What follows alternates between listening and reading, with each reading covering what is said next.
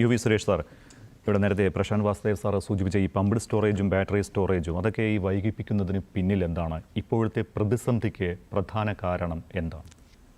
ഇപ്പോഴത്തെ പ്രതിസന്ധിക്ക് പ്രധാന കാരണങ്ങളിൽ ഒന്ന്, വൈദ്യുതി നിയന്ത്രണം നല്ല രീതിയിലല്ല നടപ്പിലാക്കുന്നത്. അത് നേരത്തെ ഇതുപോലുള്ളൊരു ചർച്ചയിൽ നമ്മൾ സൂചിപ്പിച്ചിട്ടുള്ളതാണ്.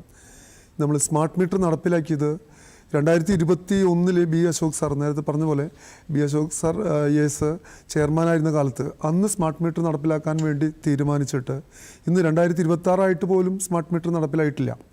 ഈ ചെറിയ കുറച്ച് ഗവൺമെൻറ് സ്ഥാപനങ്ങളിൽ പ്രീപെയ്ഡ് സിസ്റ്റത്തിൽ ചെയ്യാൻ വേണ്ടി മാത്രം ചെയ്തു കൊടുത്തിട്ടുള്ളൂ. അതും GSDPയുടെ 0.5% ലോൺ കിട്ടും എന്നുള്ള ആ നിബന്ധന ഉള്ളതുകൊണ്ട് മാത്രം കുറച്ച് ഗവൺമെൻറ് സ്ഥാപനങ്ങളിൽ പ്രീപെയ്ഡ് സംവിധാനത്തിൽ സ്മാർട്ട് മീറ്റർ വെച്ചിട്ടുണ്ട്. മറ്റു പലയിടത്തും വെച്ചിട്ടുണ്ടെങ്കിലും റീഡിംഗ് സാധാരണ പോലത്തെ സ്മാർട്ട് മീറ്റർ വെച്ചിട്ട് നേരിട്ട് പോയി എടുക്കുകയാണ്. സ്മാർട്ട് മീറ്റർ ഉണ്ടായിരുന്നെങ്കിൽ ആളുകൾ സ്വയം നിയന്ത്രണം ആ സമയങ്ങളിൽ ഏർപ്പെടുത്തും. കാര്യം ആ സമയങ്ങളിൽ നമുക്ക് പീക്ക് ലോഡിൽ റേറ്റ് കൂട്ടാൻ സ്മാർട്ട് മീറ്ററിൽ സാധിക്കും. ഏത് ആൾക്കാർക്ക് വേണമെങ്കിലും ഏത് സമയത്തും റേറ്റ് അഡ്ജസ്റ്റ് ചെയ്യാൻ പറ്റുന്നതാണ്.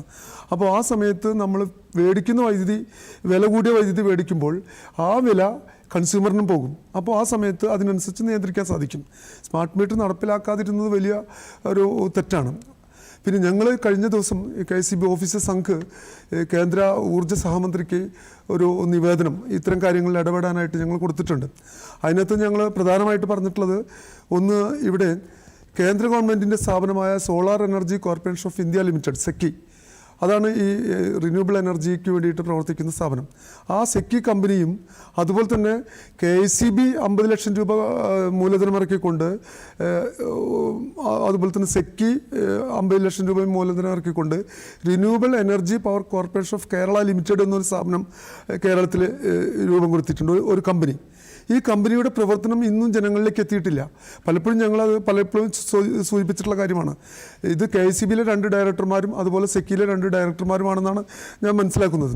ഈ സ്ഥാപനത്തിൻ്റെ പ്രവർത്തനം നല്ല രീതിയിൽ നടക്കുകയാണെങ്കിൽ ഈ സോളാർ എനർജി ഈ ജനങ്ങളുടെ ഇടയിൽ കൂടുതൽ കാര്യക്ഷമമായിട്ട് എത്താൻ സാധിക്കും. അതുപോലെ തന്നെ പവർ ഫിനാൻസ് കോർപ്പറേഷന് കേരളത്തിൽ ഒരു സ്ഥാപനമില്ല, ഒരു റീജിയണൽ ഓഫീസൊന്നുമില്ല.